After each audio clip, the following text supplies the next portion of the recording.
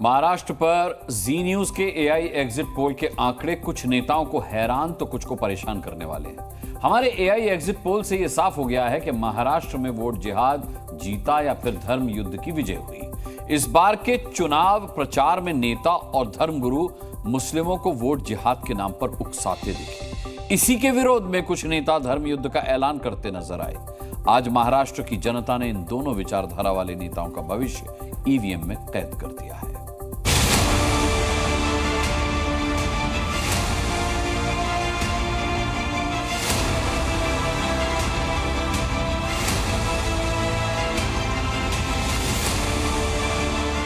क्या महाराष्ट्र में धर्म युद्ध जीत गया? क्या महाराष्ट्र में मुस्लिम तुष्टीकरण की राजनीति फेल हो गई? क्या वोट जिहाद के लिए उकसाने की रणनीति को धर्म युद्ध के हिंदू योद्धाओं ने हरा दिया? जी न्यूज के एआई एग्जिट पोल से तो यही लग रहा है कि महाराष्ट्र में वोट जिहाद के लिए उकसाने वाले हार गए। जी न्यूज के एआई एग्जिट पोल में महाराष्ट्र की 288 सीटों में से बीजेपी गठबंधन महायुति को 129 से 159 सीटें मिलती दिख रही हैं। वहीं महाविकास अघाड़ी को एआई एग्जिट पोल में 124 से 154 सीटें मिलती दिख रही हैं। एआई एग्जिट पोल में महायुति की सरकार लगभग बनती दिख रही है। वैसे ये आंकड़े देखकर सज्जाद नोमानी को झटका लग सकता है।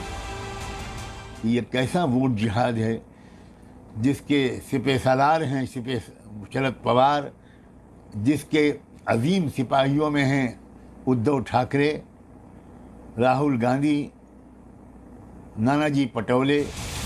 एआई एग्जिट पोल के आंकड़े देखकर 15 मिनट वाला भाषण देने वाले नेता भी खींच रहे होंगे। सुनो अभी टाइम कितना है? हाँ 15 मिनट है अभी। Very sorry very sorry. 9:45 देखो 9:45। अरे हिंदुस्तान हम 25 करोड़ है ना, तुम 100 करोड़ है ना। ठीक है, तुम तो हमारे से इतने ज्यादा है। 15 मिनट के लिए पुलिस को हटा लो, बता लेंगे किसमें हिम्मत है, कौन ताकत है। देखा जाए तो हमारे एआई एग्जिट पोल में महायुति और महाविकास अघाड़ी की सीटों में बहुत ज्यादा अंतर नहीं है, लेकिन इतना तो पता चल रहा है कि महायुति सरकार बना रही है। तो क्या मान लिया जाए कि वोट जिहाद पर धर्म युद्ध भारी पड़ गया? हम लोगों ने पिछले चुनाव में वोट जिहाद देखा।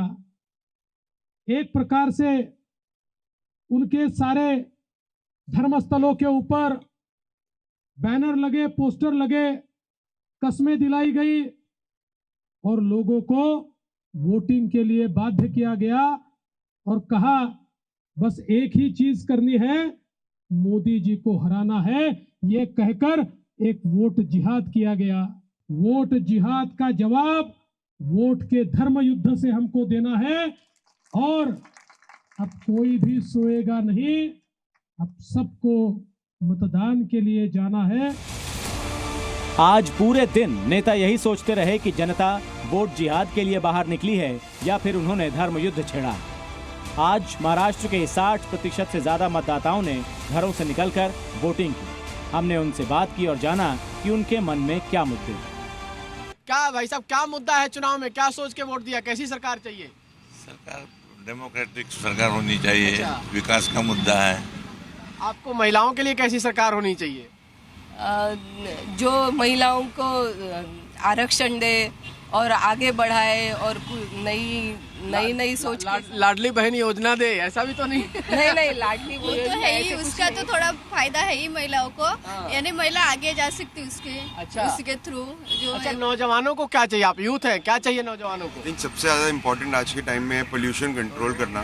तो जो गवर्नमेंट उस चीज पे काम कर सके वो सबसे ज्यादा नीड ऑफ द आवर। क्या चाहिए नौजवान को? हमारे लिए तो राष्ट्रहित जो पार्टी देखती है वो चाहिए नौजवानों के लिए, और बाकी जॉब्स ये सब मुद्दे तो है ही, बट राष्ट्रहित वाली पार्टी सबसे पहले। राष्ट्रहित बड़ा मुद्दा है, साथ साथ जॉब भी मिले, ऐसी सरकार चाहिए।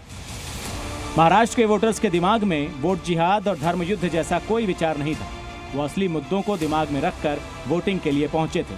हमने मुस्लिम मतदाताओं से भी इस मामले पर बात की। सर, जानना चाहूँगा कि क्या आपके जहन में मुद्दे हैं जिसके आधार पर आज आप यहाँ पर वोटिंग करने पहुँचे?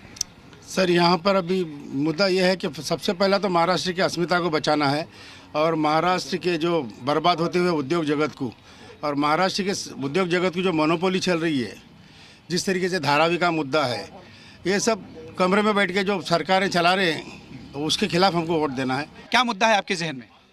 हाँ, महाराष्ट्र में अमन और शांति सुकून रहे, असल तरक्की यही है। क्योंकि अगर कोई घर जो है बनता है अमन और शांति से, तो हम चाहते हैं कि भाईचारा बना रहे, अमन और शांति रहे। इसी मुद्दे पे लेके वही है भाई कि मतलब एक रहें, सब सेफ रहें और हमारे इलाके की तरक्की रहे। डेवलपमेंट होना चाहिए हॉस्पिटल, स्कूल्स वगैरह के लिए, और सब मिलजुल कर तो अच्छा है, सबके लिए अच्छा है। पूरे चुनाव प्रचार में असली मुद्दों के बजाय वोट जिहाद, मुस्लिम तुष्टीकरण और धर्म युद्ध जैसे भाषण गूंजते रहे। आज महाराष्ट्र की जनता ने अपने विचार ईवीएम में कैद कर दिए हैं।